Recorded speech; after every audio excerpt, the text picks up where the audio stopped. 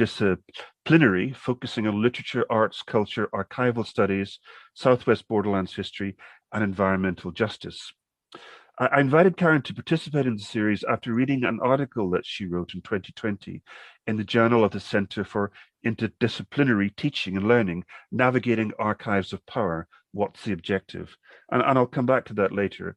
Also for her admiration for the writings and teachings of Professor Michelle Caswell, who I interviewed for the first in a series of podcasts.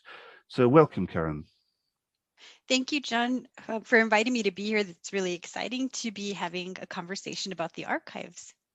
Well, it's very exciting to meet you, Karen. And I wonder maybe we could just kick off.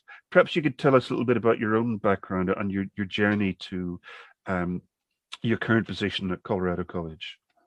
Sure. Well, I certainly didn't envision myself becoming a professor.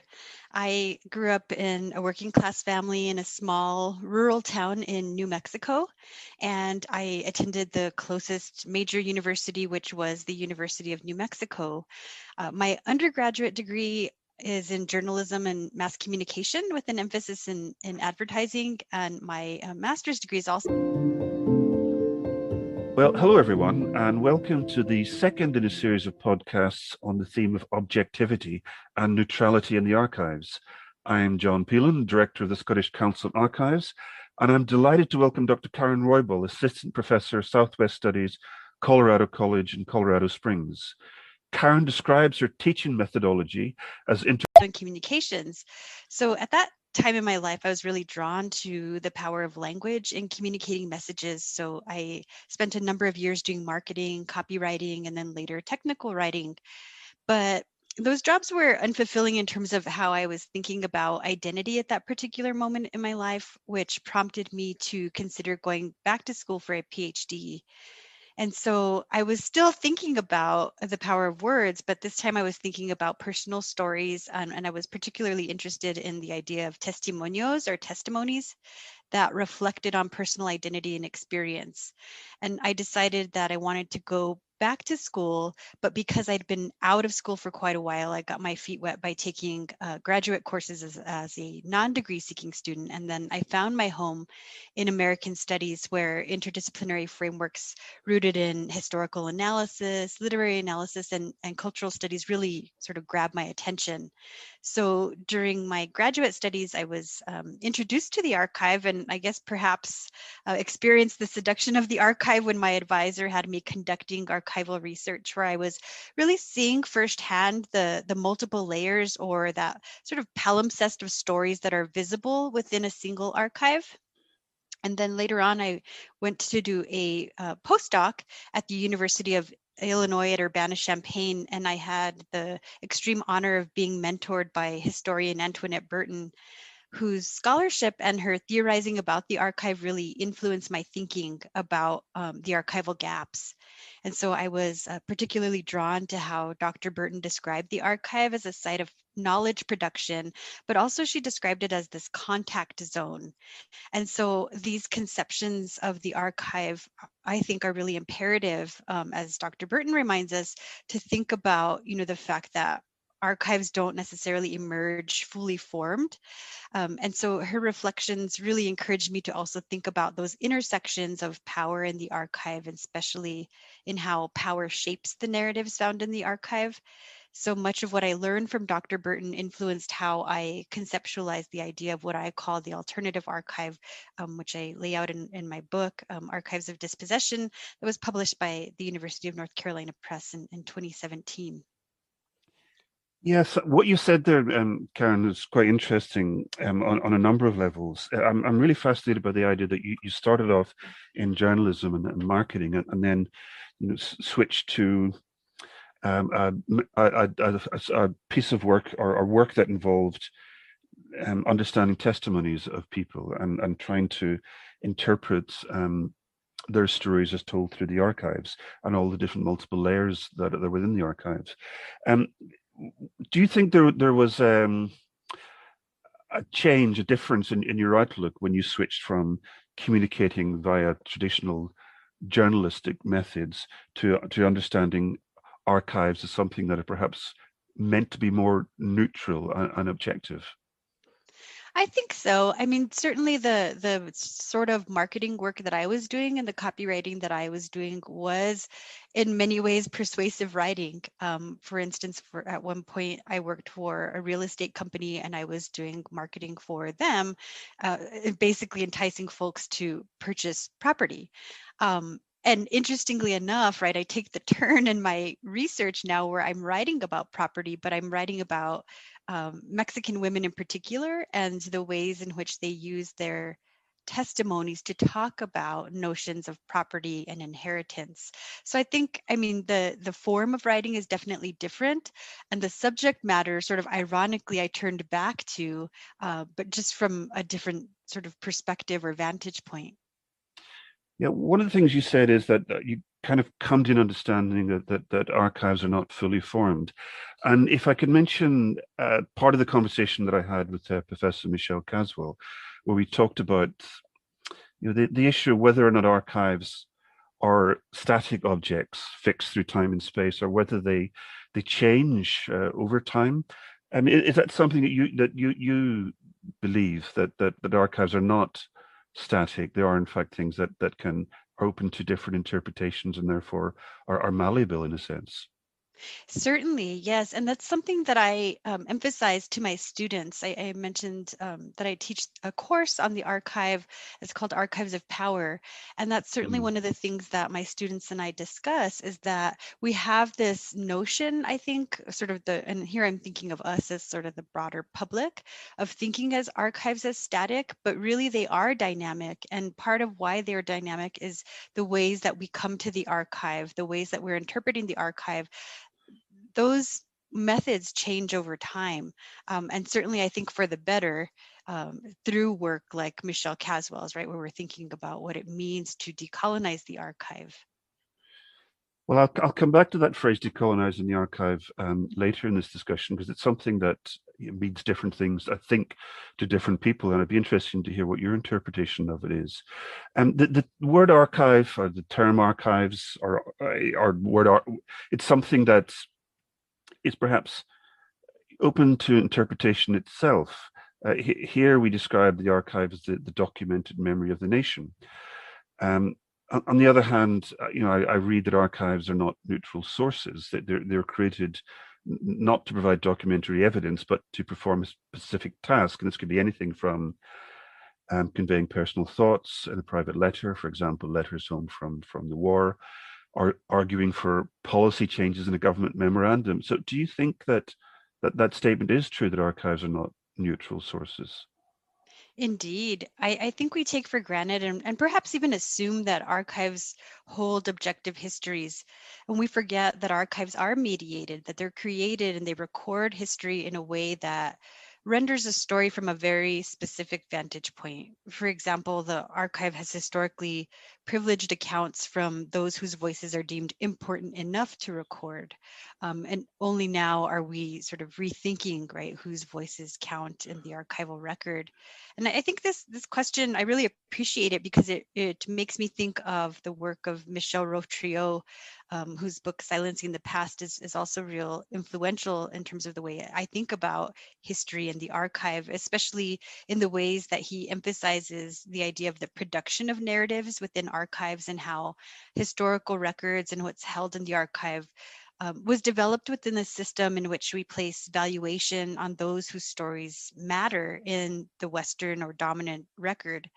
Um, in our past, societies assumed that historical narratives were rooted in truth with the capital T, but we need to consider that there are multiple truths, many of which do not get recorded in what we might deem the official or dominant record. And Trio says this really plainly. He says history is a story about power, a story about those who won. And I think he's absolutely correct. So as we continue to interrogate and critically analyze the archive, it begins to reveal to us that sort of inherent implantment of those historical records that tend to be captured in the archive.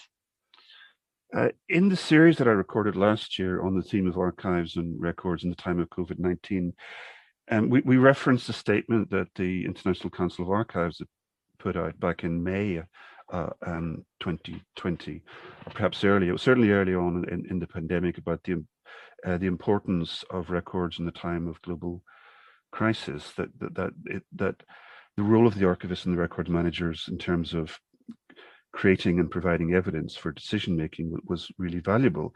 But from what you're saying, we can't necessarily trust the archives as an objective truth, because they are, as you say, open to interpretation. Yes, I do believe that's true, and it's not to say that everything in the archive is false, but it is to say that we do need to be more critical in our engagement with what's in the archive, right? Who is doing the telling through the archive? And then thinking about, well, what are we missing in this story, right? That's being documented in the record. So I think that that's another important step that we need to think about in terms of the process of collecting archives even, but also the ways in which we're analyzing the archives once we get in there. Sure. Michelle Caswell also talked about. I mean, she was really putting forward a call to arms to people working in the archive sector to be less neutral. I think there's a phrase on a website that it's a collective she's part of, which is Archivists Against History Repeating Itself, and the phrase on the website is neutrality is a drag. Um, should archivists be agents for social justice for change, or should they not be as neutral as possible in terms of managing and processing archival material? Well, I certainly think that archivists can help with sort of helping us to rethink the ways in which we privilege the archive. So I think at least the way that I understand the role of the archivist, right, is to help acquire and process and examine collections that provide a more holistic story of historical narratives. And as I think about the process of acquisition, for instance, I see this part of the archival process as a place for intervention, probably in much the same way that Michelle Caswell does. Archivists are often subject to institutional policies that dictate the collection process. So, for instance, they're encouraged to accept or collect archives from families who have historically been deemed significant to a particular region or institution. I teach at a private liberal arts college, for instance, where it's not uncommon for donors to donate their family papers or their ephemera related to the history of the college. And this is typical, I think, in many archives throughout, the nation. But what about the alternative stories and the archives that get elided? We're lucky here in Colorado at Colorado College because our archivist is really invested in collecting alternative archives that tell other stories about the college, about the region of the US Southwest, where our college is located, because our region is comprised of large populations of marginalized communities, so Native and Indigenous peoples, Latino and Chicano communities. So collecting their stories is really imperative in terms of our particular archive. But I don't necessarily think that this is the case in other institutions. But I do think that archival epistemologies are changing and collections and acquisitions restrictions are changing, and also who's doing the collecting is changing as well, right? So the composition of who becomes an archivist, right, is also changing. So each of these measures is really important, especially in the contemporary moment, and especially as we conceptualize how to continue moving towards this idea of decolonizing the archive. So our systems of evaluation have to change, in other words, in order for that process to happen. So who would you say is the ultimate responsibility for that? You mentioned, the reality that most archivists work within a larger organization. Are archivists themselves ultimately responsible for ensuring that their work is representative of as wide a section of society as possible, particularly particularly representative of marginalized communities? Are archivists not ultimately responsible? That is something that really needs to go higher up in the decision making tree. Well, I think it has to be a collaborative process. That's a huge onus to put on the archivist, I think. So it has to be, a combination of the archivist, those higher up who we have to answer to, in terms of who gets to make those decisions ultimately. But also, I think even, I think of my role as a scholar who's using the archive, right, as a place where that collaboration and intervention also needs to happen, that we work together to honor the stories who haven't been told, or to fight for collections that maybe wouldn't necessarily have historically been accepted within particular institutions. So, I mean, it's a major shift that, I'm sort of thinking about, right? It's a major ideological shift, I think, especially in terms of thinking about the structures of archival collection, right? Who gets to make those ultimate decisions? So I think that it has to be sort of a combination of each of the sort of stakeholders in those particular archives. Karen, if I could quote from you some of the things that you wrote in your article from 2020, Navigating Archives of Power. What's the objective? You talked about teaching your students, but giving them a more robust understanding of the genealogy of the archive, and equipping them with the skills necessary to navigate a changing archival culture. What do you mean by that, changing archival culture? What's changing? I think that this point really refers to the archival turn that so many before me have written about.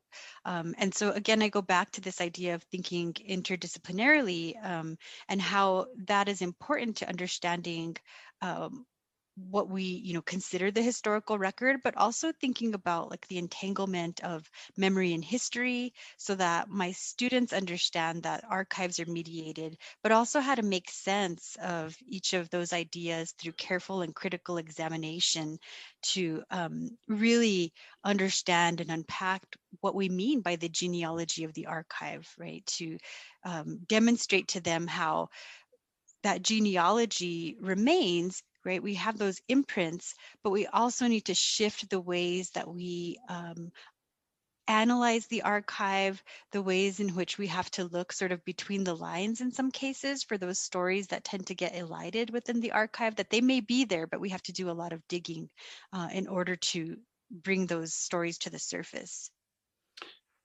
The academic that you mentioned, who's influenced you, Antoinette Burton, I know she's talked about the elitism of the discipline of archives, and I just want to come on to that now. That issue that you've mentioned a few times about decolonizing the archive.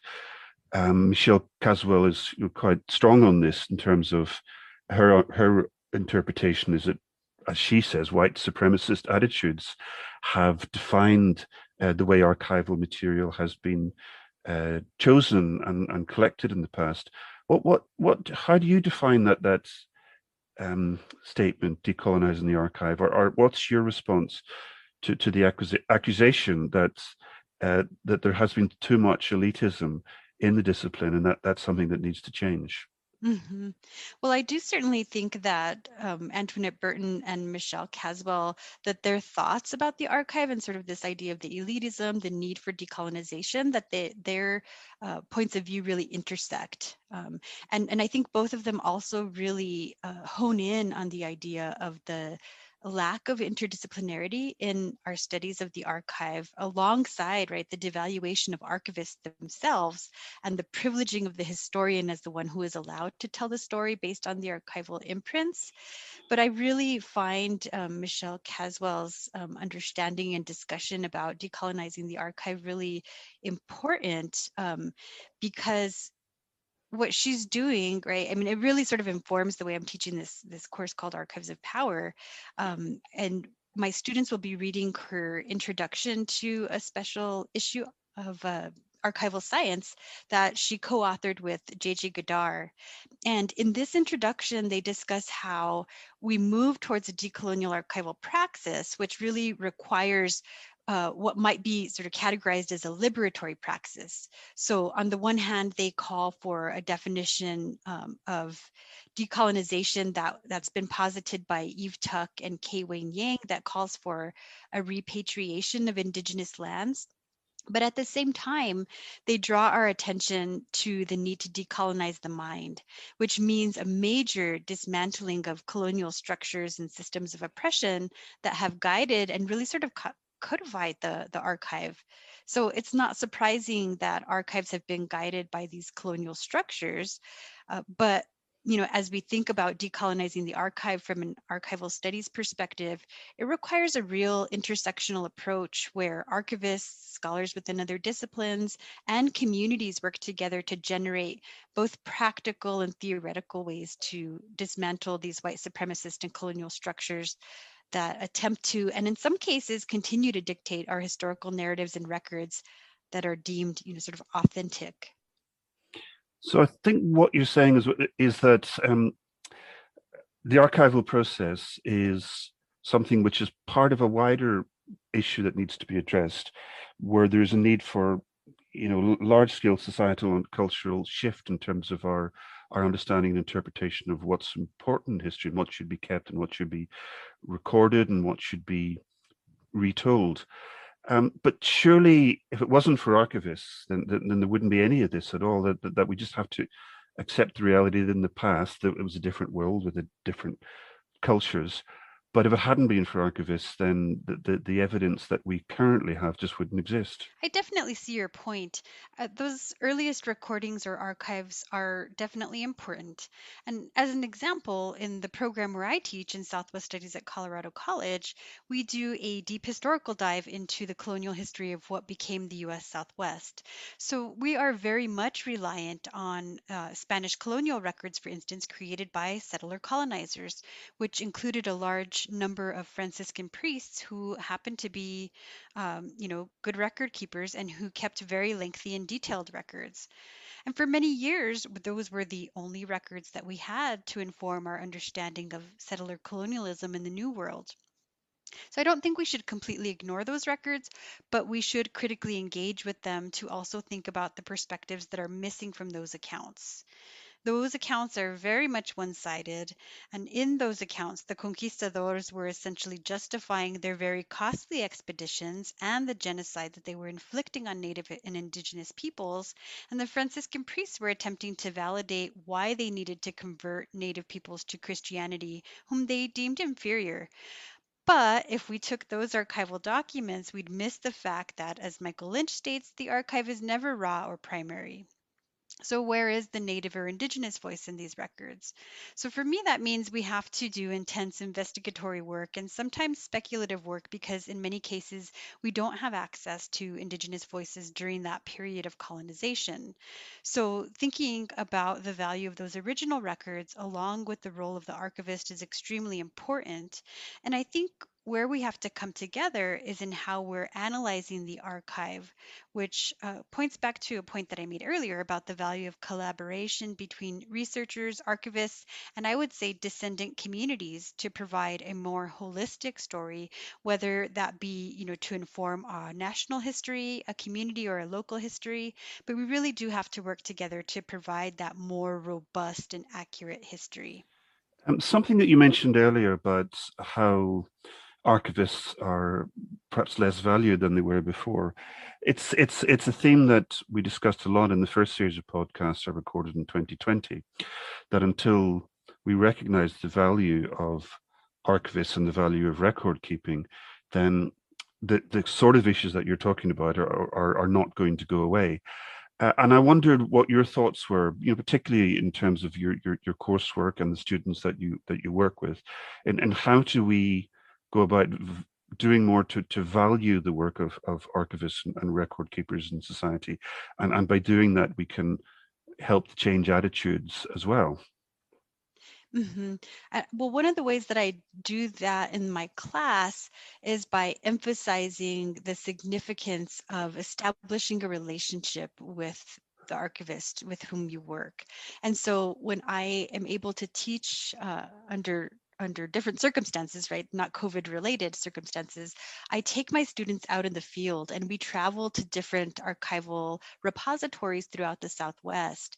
And so before we head out into the field, I tell my students about my own experiences. So I provide my own testimony, I guess, in many ways, about the ways in which I've worked with archivists to, as I'm generating my own research, to foster that research and the relationship I have with the archivist. Because essentially, while I don't necessarily want to label archivists as the guardians of the archive, and in some ways they are, right? Because they know those archives really well because of all the back end work that we don't get to see, as researchers when we go into the archives, right? We just sort of get the final products, but we need to also recognize all the labor that has gone into compiling those archives and those collections and creating finding aids, for instance. So I emphasize to my students the importance of establishing a good, strong relationship with archivists. And then, they get to see firsthand when we go out in the field how, that rapport that I've developed with archivists in the field really helps to further, right, the projects that we're working on.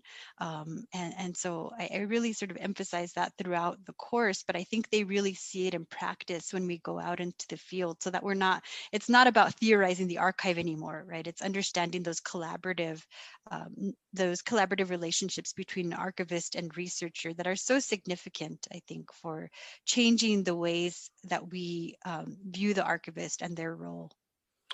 Yeah, and that collaborative relationship between the archivist and researcher is really important. But the collaborative relationship is also important, I would have thought, between other users of archive services, and that's many people who are not researchers or academics, just ordinary members of the public.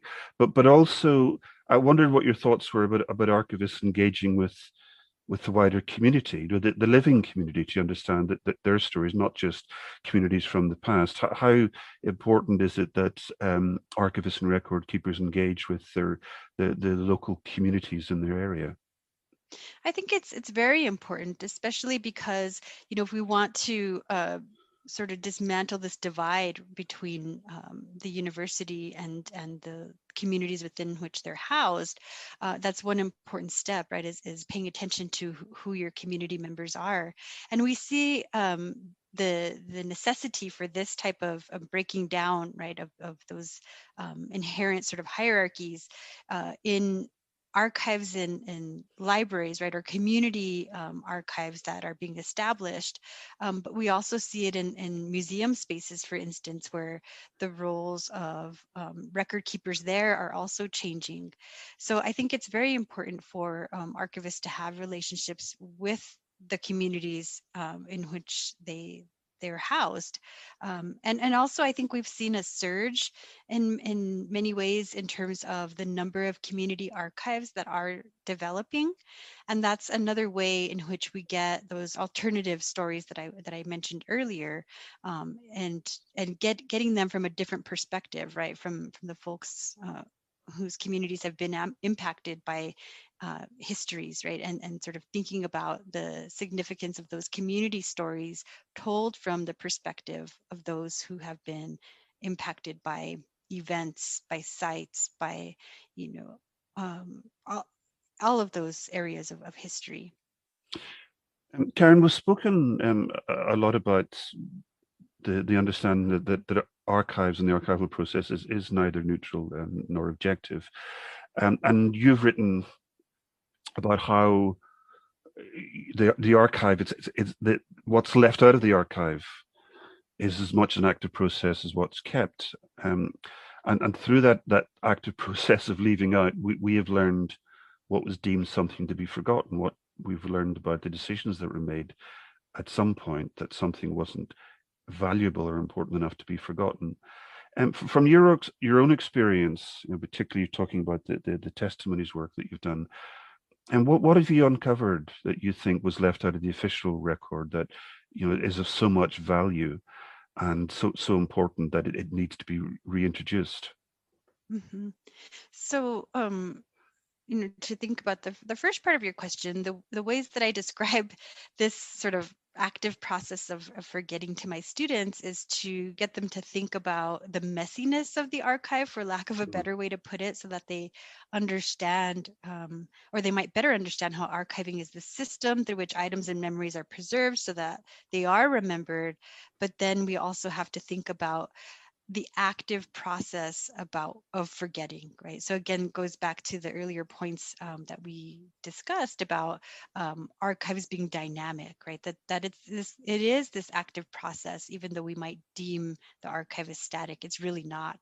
So I think the same thing goes for the ways that I think about historical discourses based on events or experiences that are recorded, but they're recorded from particular vantage points. In my own research, that happens to be the US legal system, which was formed, at least in the Southwest where I'm writing about, in 1848, just after the signing of the Treaty of Guadalupe Hidalgo. And the US establishes their legal system that requires at this time, Mexican property owners to come to the courts to essentially claim their rights as property holders. But what gets sort of erased from these stories is that it becomes a story about men, and I saw that unfolding in the archive. And so in between, I found far and few between, I found the voices of women. And so the story of colonized women, at least in my case, gets erased through the archival record that privileges the stories of men.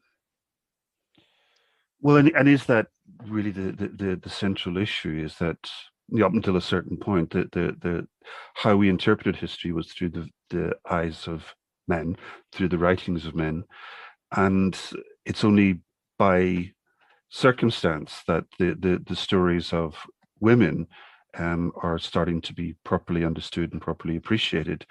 I mean, would you say that patriarchal approach to history, and certainly that's underpinned perhaps the process of archiving up to a certain point, is something that is changing? I mean, I did make the point when I interviewed Michelle Caswell that there are many more women that work in the archive sector now than men, and that's something that has probably changed significantly over the last 30 to 40 years. Is that something that you can see real evidence of significant change?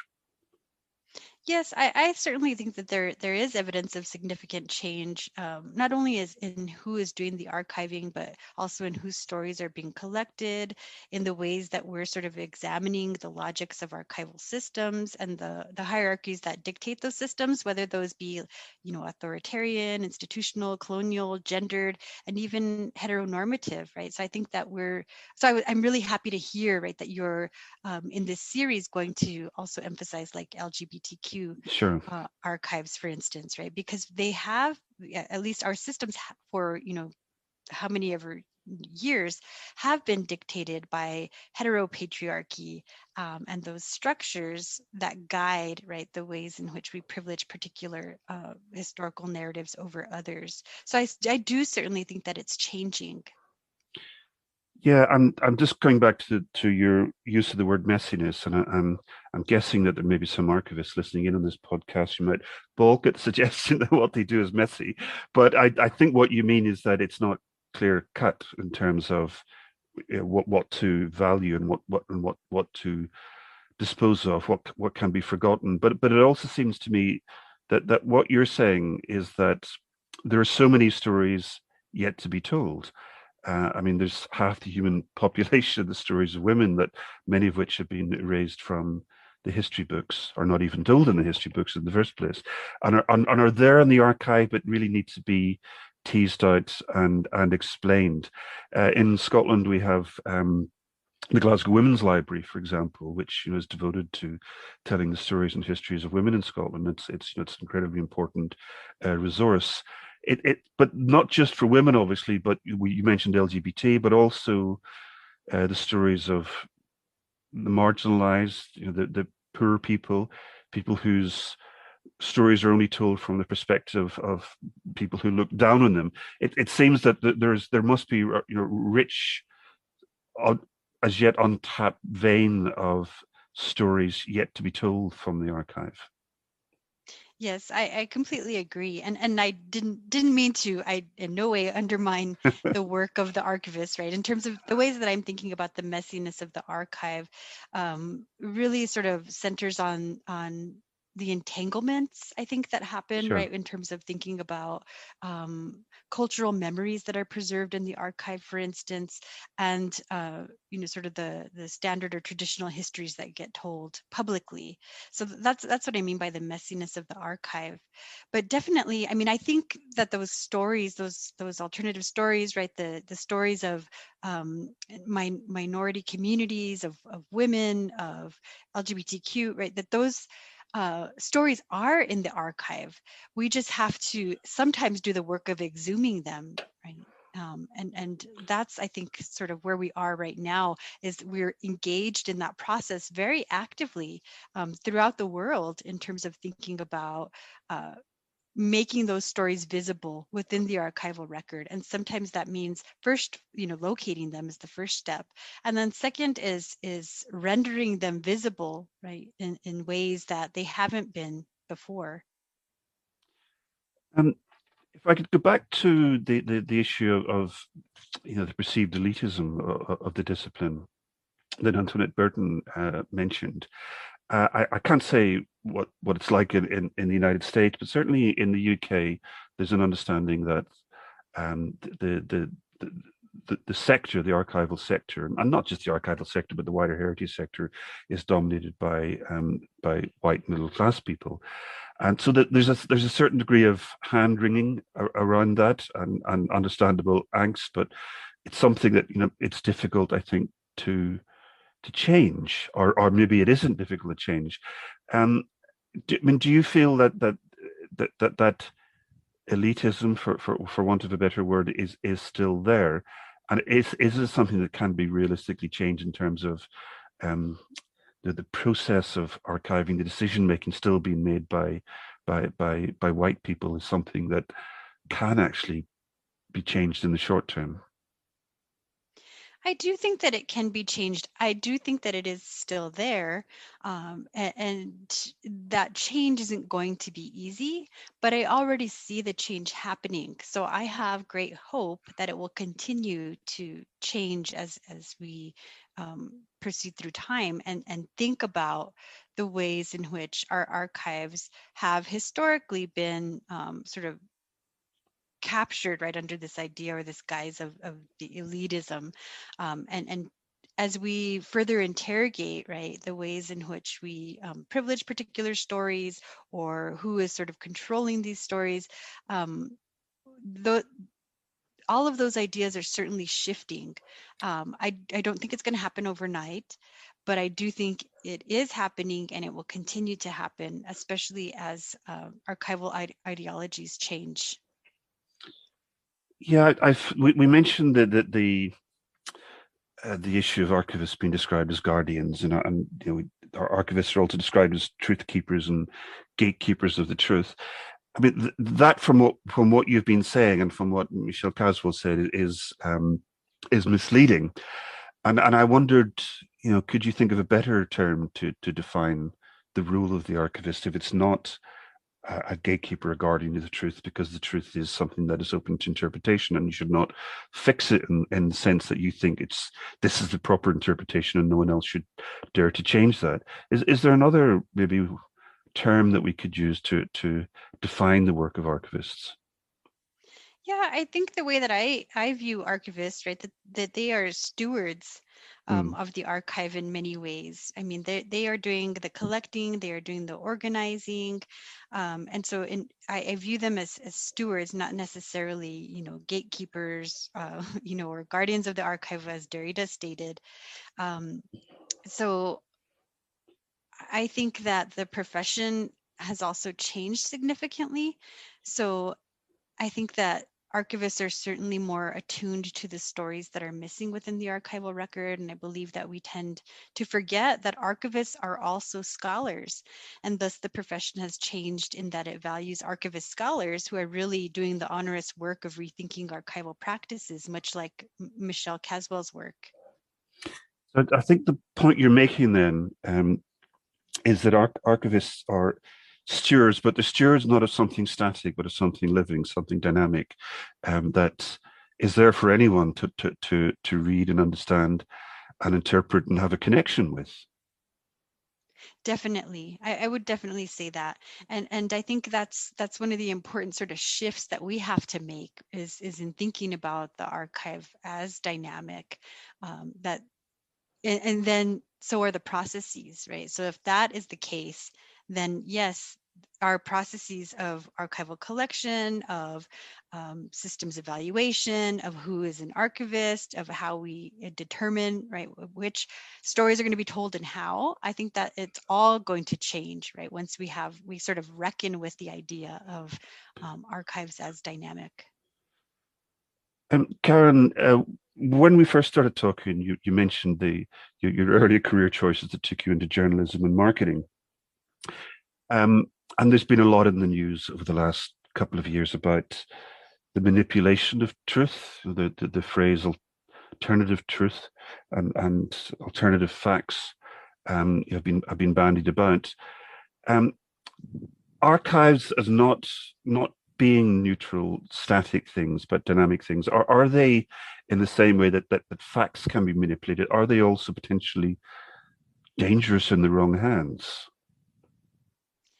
Um, I mean, to a certain extent, right? I mean, I think that as we think about this idea of alternative facts, I mean, there's fictions within the archive, I think, that are always inherent because of the ways that they are constructed, right? That they are mediated. So I think that there's a danger if we're not engaging critically with the stories that emerge from the archive. So that engagement critically is something that seems to be fundamental. That when you open up an archival box and you take out documents, be they letters or manuscripts, then you have to have an open mind to what's in them, and you have to be willing to interpret them, but in a wider and understand the wider context in which they were created. Yes, I do believe so. I mean, we often when we go into the archive, we start out with thinking of a particular story that we hope the archive is going to tell us. And I think when we go in, we definitely do need to be open in terms of thinking about what we're going to find when we get into the archive. And how do we report, right? Going back to my journalistic training, I guess, how do we report then what we're finding in the archive?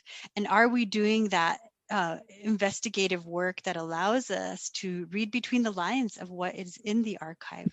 Because I think even in those dominant narratives that are important, that I mentioned earlier, they are important. But what are we seeing between the lines in those official records? So I think that it is our responsibility, right? So putting the onus back on us too, as scholars that go in and interrogate the archive. Are we doing our due diligence in terms of interpreting what we're finding in the archive? Well, thank you, Karen. I think that's perhaps a good way to end this conversation, although it could go on for much longer. It's been really, really fascinating. I really love the idea of archives being dynamic, being almost organic, having all sorts of new possibilities and new potential for a whole range of different people. And I do love what you said about the onus is on the user and the interpreter of the archives to read between the lines, I think, and to do due diligence when they're looking into the archive. I think that's an incredibly valuable message. So, Karen, thank you very much indeed. It's been a really fascinating conversation, and I really do appreciate the work that you're doing, and I'm very grateful to you for taking the time to talk about objectivity and neutrality in the archives. Thank you very much, Karen. Thank you, John. Thanks for having me. I really appreciate this conversation and the efforts that you're making towards having these multiple conversations about the archive. Thank you.